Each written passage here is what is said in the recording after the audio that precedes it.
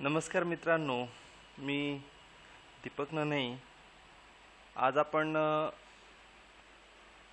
Tally software विषयीची माहिती बघणार आहोत.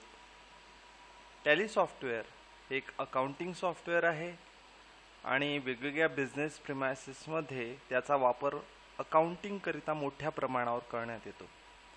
त्यामागचं कारण असं आहे की टॅली येत असलेले बरेचसे कॅन्डिडेट्स मार्केटमध्ये उपलब्ध आहेत. कंपन्या त्यामुळेच मोठ्या प्रमाणावर अकाउंटिंग करिता टॅलीचा वापर करतात. तर टॅली हे एक इंडियन सॉफ्टवेअर आहे. टॅली सॉल्युशन्स INC म्हणजे इंटरनॅशनल कंपनी, या कंपनीचं हे प्रॉडक्ट आहे. बँगलोर बेसिक कंपनी आहे. टॅली सुरू करण्याकरिता म्हणजे कम्प्युटरमध्ये टॅली इन्स्टॉल केल्यानंतर टॅलीचं सॉफ्टवेअर सुरू करण्याकरिता स्टार्ट बटनवर क्लिक करावे. ज्यामध्ये तुम्हाला tally.erp नावाचा आयकॉन मिळेल, त्यावर क्लिक करायचं म्हणजे टॅली सॉफ्टवेअर सुरू होणार. यामध्ये आपण बघू शकतो की ही पूर्ण विंडोज आता ओपन झालेली आहे. मी ऑलरेडी यामध्ये एखादी कंपनी सेव्ह केलेली असल्यामुळे यामध्ये ऑलरेडी इथे गेटवे ऑफ टॅली म्हणजे गेटवे ऑफ टॅली हा मेनू बॉक्स आपल्याला मिळतो. वर तुम्हाला दिसत असेल इथे, तर याला टायटल बार असं म्हटलं जातं. यावर मिनिमाइज, मॅक्झिमाइज, रिस्टोर डाऊन आणि शेवटी क्लोज बटन दिलेली आहे.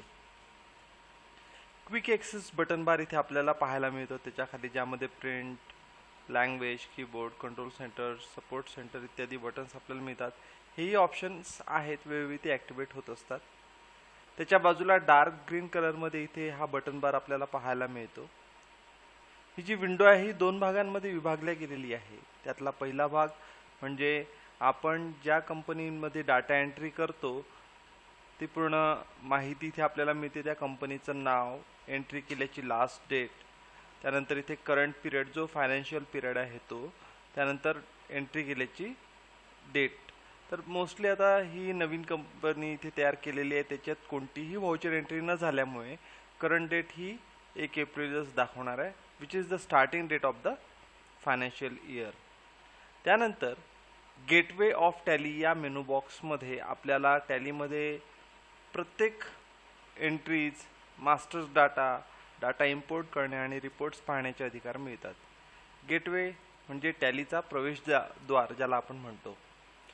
त्याखाली इथे इन्फॉर्मेशन बार, इन्फॉर्मेशन पॅनल आपल्याला मिळतं, ज्यामध्ये प्रॉडक्ट इन्फॉर्मेशन असेल, व्हर्जन म्हणजे इन्फॉर्मेशन असेल, लायसन्स इन्फॉर्मेशन, कॉन्फिगरेशन आणि कॅल्क्युलेटर्स एक मिळतं आपल्याला. त्याखाली स्टेटस बार की सध्या आपण कोणत्या लोकेशनला आहोत. टॅली मेन्समध्ये गेटवे ऑफ टॅली या विंडोजवर म्हणजे या मेनू बॉक्सवर आपण सध्या आहोत. त्यानंतर इथे डेट आणि टाईम आपल्याला पाहायला मिळते. आज आपण टॅलीमध्ये नवीन कंपनी कशी तयार करायची ते बघणार आहोत. टॅलीमध्ये नवीन कंपनी तयार करण्याकरिता इथे तुम्हाला कंपनी इन्फो नावाचा एक बॉक्स मिळतो. कीबोर्डवरील फंक्शन कीज F1 पासून तर F12 पर्यंत ज्या फंक्शन कीज असतात त्या फंक्शन कीजवरच्या बटन्स ॲक्टिवेट करता येतात. त्यापैकी F3 ला सिंगल अंडरलाईन आहे, याचा अर्थ अल्टर की प्रेस करून F3 बटन प्रेस करायचे आहे. जसं मी आता प्रेस करतो इथे.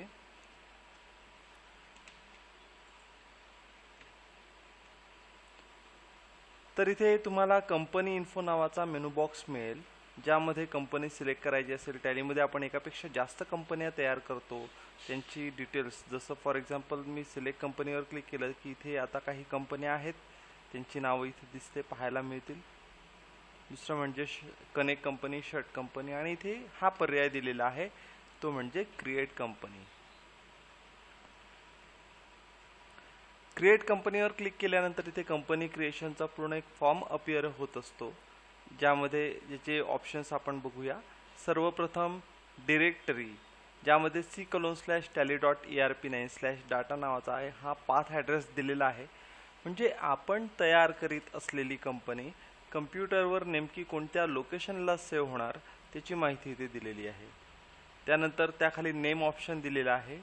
इथे मी इन्स्टिट्यूटचं नाव टाईप करतोय माझ्या.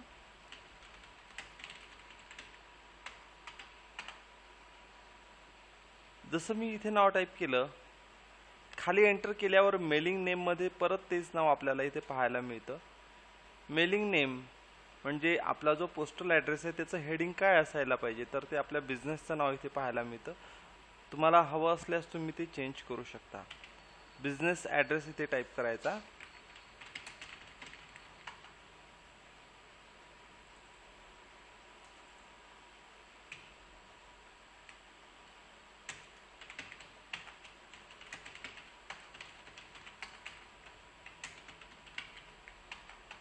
त्यानंतर स्टॅच्युटरी कंप्लायन्स फॉर यामध्ये डिफॉल्ट इंडिया हे नाव येतं, म्हणजे बिझनेसला कोणत्या देशाचे नियम लागतील.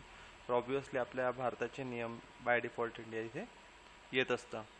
त्यानंतर स्टेट ऑप्शन समोर ज्यावेळेस कर्सर येतो तर स्क्रीनच्या उजव्या बाजूला लिस्ट ऑफ स्टेट्स डिस्प्ले होते, त्यातून आपल्या महाराष्ट्राचं नाव तुम्ही सिलेक्ट करू शकता. त्यानंतर पोस्टल इंडेक्स नंबर इथे टाईप करायचा आहे. टेलिफोन नंबरमध्ये तुम्ही तुमच्या बिझनेसचा लँडलाईन नंबर टाईप करू शकता किंवा तुमचा मोबाईल नंबर टाईप करू शकता. जर लँडलाईन नंबर टाईप करायचा असेल तर त्याच्यासमोर STD कोड देखील टाईप करायचा. त्याच्या मागचं कारण असं की आपण ही जी डिटेल्स इथे फीड करतो आहे हे सर्व डिटेल्स तुमच्या बिलांवर डिस्प्ले होतील, तुमच्या व्हाउचर्सवर डिस्प्ले होतील. जर ते व्हाउचर तुम्हाला समोरच्या पार्टीला पाठवायचे आणि त्या व्हाउचरला बघून जर त्या पार्टीला तुमच्याशी संपर्क करायचा असेल तर तुमच्या लँडलाईन नंबर समोर STD कोड असणं गरजेचं आहे, कारण की त्या पार्टीला, समोरच्या पार्टीला तुमच्या एरियाचा STD कोड माहिती राहणार नाही. तो तुम्हाला स्वतः या ऑप्शनच्या मदतीने सांगावा लागेल. पण समजा जर तुम्हाला लँडलाईन नंबर नसेल द्यायचा, तुम्ही तुमचा मोबाईल नंबर इथे एंटर करू शकता. त्यानंतर ईमेल ॲड्रेस, आपल्या बिझनेसचा ईमेल ID इथे टाईप करायचा.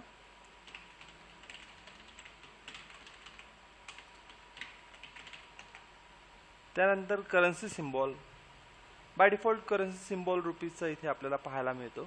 मेंटेन ऑप्शन समोर आलं की अकाउंट्स ओनली आणि अकाउंट्स विथ इन्व्हेंटरी असे दोन टाईप्स ऑफ कंपनी आपल्याला मिळतात. अकाउंट्स ओनली म्हणजे काय, तर आपल्याला आपल्या बिझनेसचं, आपल्या व्यवसायाचं फक्त अकाउंटिंगच मेंटेन करायचं असेल तर त्यासाठी इथे अकाउंट्स ओनली सिलेक्ट करावं लागतं. पण एखाद्या व्यावसायिकाला जर तुम्हाला आपल्या बिझनेसचं अकाउंटिंग त्यासोबतच इन्व्हेंटरी म्हणजे स्टॉक विषयीचा data, stock book, stock register, purchase book, sales books वगैरे मेंटेन करायचं असेल तर अकाउंट्स विथ इन्व्हेंटरी हा ऑप्शन त्यामध्ये मेन्शन करावा लागेल.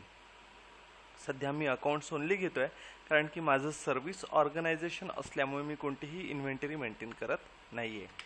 त्यानंतर फायनान्शियल इयर फ्रॉम, आपले फायनान्शियल इयर कोणत्या तारखेपासून सुरू होत आहे, तर सध्याचं जे फायनान्शियल इयर आहे ते 1 एप्रिल 2020 ते 31 मार्च 2021 हे आहे. परंतु जर एखादा व्यवसाय कॅलेंडर इयर प्रमाणे त्याचं बुक्स ऑफ अकाउंट मेंटेन करत असेल तर त्यावेळेस फायनान्शियल इयर हे 1/1/2020 असं त्या व्यक्तीला मेन्शन करावं लागेल. पण तुर्तास इथे जे कॉमनली फायनान्शियल इयर चालतं तर ते 1 एप्रिलला सुरू होतं, जे सध्याचं 1 एप्रिल 2020 आहे. बुक्स बिगिनिंग फ्रॉम या ऑप्शनमध्ये तुम्ही तुमचे अकाउंट बुक्स कोणत्या तारखेपासून मेंटेन करणार तर ती तारीख इथे टाकायची असते. मेनली तसं तर आपण फायनान्शियल इयरच्या सुरुवातीपासूनच म्हणजे 1 तारखेपासूनच आपले बुक्स ऑफ अकाउंट मेंटेन करतो, म्हणून बाय डिफॉल्ट इथे 30 तारीख दिलेली आहे. परंतु एखादा नवीन व्यवसाय आहे ज्याला आपले बुक्स ऑफ अकाउंट टॅलीमध्येच मेंटेन करायचे आहे तर एक्झॅक्टली ते 1 तारखेला सुरू होईल असं नाही, तर ते ज्या दिवशी त्या दुकानाचं उद्घाटन झालं किंवा ते दुकान सुरू झालं, तो बिझनेस सुरू झाला ती तारीख इथे टाकावी लागेल, कारण बिझनेस स्टार्टिंग झाल्यानंतरच तो आपलं बुक्स ऑफ अकाउंट मेंटेन करेल. इथे सध्या माझा व्यवसाय जर जुना आहे तर मी फायनान्शियल इयरच्या सुरुवातीपासूनच माझं बुक्स ऑफ अकाउंट मेंटेन करणार आणि 30 तारीख यामध्ये टाकलेली आहे. त्यानंतर टॅलीवर्ल्ड पासवर्ड इफ एनी, तुम्ही ज्या कम्प्युटरवर तुमचं अकाउंटिंग म्हणजे टॅलीमध्ये डाटा मेंटेन करता तो कम्प्युटर इतरही व्यक्ती वापरत असतील आणि तुम्हाला तुमच्या कंपनीचा डाटा इतरांना दिसू द्यायला नको असेल तर त्यावेळेस तुम्ही इथे टॅलीवर्ल्ड पासवर्ड देऊन आपल्या कंपनीचा डाटा सेव्ह करू शकता. टॅलीवर्ल्ड पासवर्ड टाकल्यामुळे तुम्हाला प्रत्येक वेळेस जेव्हा तुम्ही टॅलीमध्ये डाटा ओपन करण्याचा प्रयत्न करणार त्यावेळेस तुम्हाला तो टॅलीवर्ल्ड पासवर्ड दाखवावा लागेल, टाईप करावा लागेल. दुसरं असं की तुमच्या कंपनीचा डाटा हा लिस्ट ऑफ कंपनीजमध्ये तुमच्या कंपनीचं नाव डिस्प्ले होणार नाही, तर स्टार मार्कमध्ये तुमच्या कंपनीचं नाव डिस्प्ले होईल. हे तुम्हाला लक्षात ठेवावं लागेल. त्यामुळे टॅलीवर्ल्ड पासवर्ड देणे जेवढं आवश्यक किंवा म्हणजे इसेन्शियल असेल तेवढंच ते धोकादायक पण आहे. कारण की जर तुम्ही तुमचा टॅलीवर्ल्ड पासवर्ड विसरले तर इतर कोणत्याही मार्गाने तुम्ही तुमच्या कंपनीचा डाटा परत मिळवू शकत नाही. त्यामुळे इथे खाली वॉर्निंग पण दिलेली आहे, forgetting your TallyVault password will render your data unusable. तुम्ही तुमचा टॅलीवर्ल्ड पासवर्ड विसरले तर तुमच्या कंपनीचा डाटा तुमच्यासाठी पण कोणत्याही उपयोगाचा राहणार नाही, कारण की तुम्हाला तो परतच मिळणार नाही. मी सध्या इथे टॅलीवर्ल्ड पासवर्ड टाकत नाही. त्यानंतर यूज सिक्युरिटी कंट्रोल या ऑप्शनच्या मदतीने तुमच्या कंपनीला, जर समजा कंपनीचं स्वरूप मोठं असेल, 2-3 व्यक्ती अकाउंटिंग मेंटेन करताय, अशा वेळेस तुम्ही युजर अलॉट करून ठेवू शकता. म्हणजे कोणीही डाटा एंट्री करू शकणार नाही. ज्या व्यक्तीला जो अधिकार दिलाय तोच व्यक्ती त्यामध्ये डाटा एंट्री करू शकणार.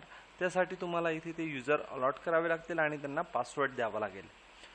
युजर अलॉट करण्यासाठी इथे 2 प्रकारचे युजर आहे. या ऑप्शनला येस केलं की खाली मग ते युजर्स आपण अप्लाय करू शकतो.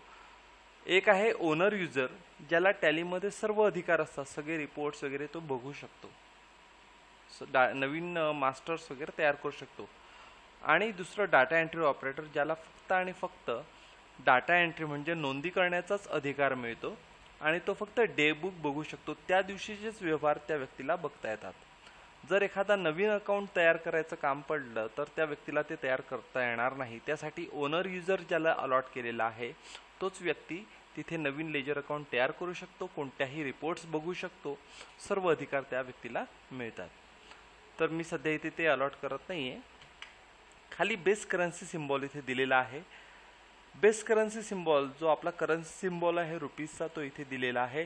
त्याचं फॉर्मल नेम, आपल्या करन्सीचा formal name Indian rupees. Number of decimal places म्हणजे अपूर्णांकानंतरचे किती डिजिट्स आपल्याला लागतील किंवा मेन्शन करावे लागतील. इथे त्यांनी विचारले आहे की रुपीज व्हॅल्यू लिहिताना किती डेसिमल्स वापरायचे. तर रुपीज व्हॅल्यू लिहिताना आपण पैशांकरिता फक्त 2 डिजिट्सचा वापर करत असतो आणि त्यामुळेच इथे बाय डिफॉल्ट 2 डिजिट्स दिलेले आहेत. Is symbol suffix to amount. प्रत्येक वेळेस जिथे जिथे रुपीजचा सिम्बॉल आला तिथे अमाऊंट द्यायची की नाही, म्हणजे जिथे अमाऊंट आली तिथे रुपीजचा सिम्बॉल द्यायचा की नाही हे तिथे विचारलेलं आहे. तर प्रत्येक ठिकाणी जिथे जिथे अमाऊंट आहे तिथे जर रुपीजचा सिम्बॉल सफिक्स केला तर आपल्याला नेमकी रक्कम ओळखता येणार नाही आणि त्यामुळेच या ऑप्शनला नो केलेला आहे.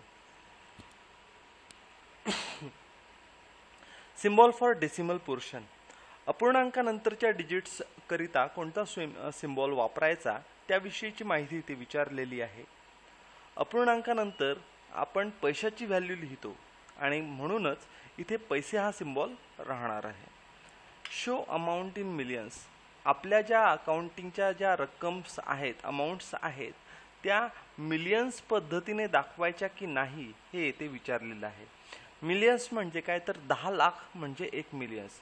जर आपल्याला बरोबर मिलियन्स पद्धतीने रक्कम दाखवल्या तर नेमकी रक्कम आयडेंटिफाय करता येणार नाही आणि त्यामुळे आपल्याला सवय आहे एकक, दशक, शतक, हजार, 10,000 वगैरे अशा पद्धतीने रक्कम आयडेंटिफाय करण्यास लिहायची आणि तशाच पद्धतीने टॅलीमध्ये देखील रक्कम दाखवणार. म्हणून इथे शो अमाऊंट इन मिलियन्स या ऑप्शनला नो दिलेला आहे. Put a space between amount and symbol. Voucher प्रिंटिंगच्या वेळेस अमाऊंट आणि रुपीजचा सिम्बॉल हे दोन्ही प्रिंट होऊन येत असतं. अशा वेळेस अमाऊंट आणि रुपीजच्या सिम्बॉलमध्ये काही अंतर ठेवायचं की नाही हे येथे विचारलेलं आहे. तर साहजिक आहे की अमाऊंट आणि रुपीजच्या सिम्बॉलमध्ये आपल्याला काही अंतर ठेवावं लागेल जेणेकरून नेमकी रक्कम आपल्याला आयडेंटिफाय करता येईल. त्यामुळे इथे येस म्हटलेलं आहे. Decimal places for printing amount in words. Voucher किंवा बिल प्रिंटिंगच्या वेळेस व्हाउचरची जी रक्कम आहे ती अक्षरांमध्ये देखील टाईप होऊन येत असते. अशा वेळेस अपूर्णांकानंतरचे किती डिजिट्स हे अक्षरामध्ये टाईप झाले पाहिजे याबद्दलची विचारणा येथे केलेली आहे. तर साहजिक आहे की अपूर्णांकानंतर आपण पैशाची व्हॅल्यू लिहितो आणि त्याकरता फक्त 2च डिजिट्सचा वापर करतो. म्हणून इथे फक्त 2 डिजिट्स हे व्हाउचर्समध्ये टाईप होऊन येणार. म्हणजे उदाहरणार्थ 100 रुपीज अँड 50 पैसे असे.